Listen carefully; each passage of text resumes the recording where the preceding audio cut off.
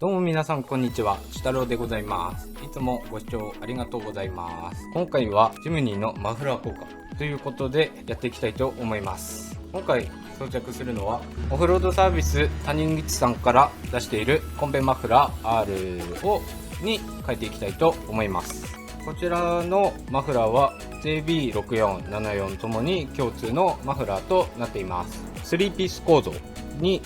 なっているので、ちょっと取り付け方が複雑かもしれないですけども、やっていきたいと思います。大体のマフラー交換になると、このエンドマフラーだけ交換するという形なんですけども、今回はこの中間パイプも一緒に交換していきます。中間パイプはこちらと、中間の方に太鼓がついて、エンドマフラーはサイレンサーっていう形になっています。この動画を最後まで見ると素人でも簡単にマフラー交換ができると思いますので、多分最後までご視聴ください。ちなみに今回のコンペマフラー R はちょっとこう高さ、マフラーの位置の高さが上の方に上がるんです。ということでリアバンパーの加工も必要ということで、リアバンパーの方もこちら、ハンディソーでカットしていって、最後にちょっとヤスリで削って仕上げていきたいと思います。実際ね、素人なんで本当にできるかどうか未知数ですけども、やっていきたいと思います。これで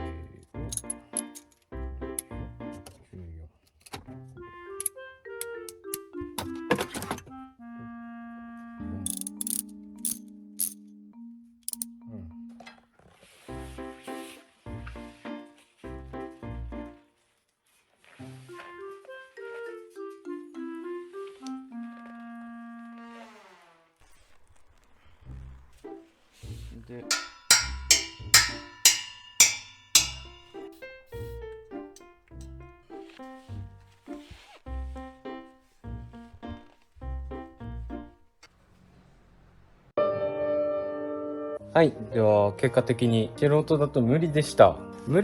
というか、納車3年で雪道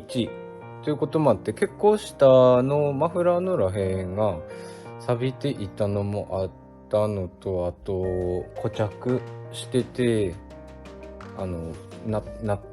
ボルトの部分が結構固着してて、素人だとちょっと外せない感じだったんです。なのでちょっと専門店の方に行って取り付けることになってしまいました。なのでマフラー変える方っていうのは結構納車されてからできればすぐ変えた方がスムーズに変えれるんじゃないかなと思いました。なのでちょっとこうやって切るものとかいろいろ買って準備してはいたんですけど、ちょっと無理そうなのでちょっと残念ですけども、専門店の方に行ってやってみたいと思います。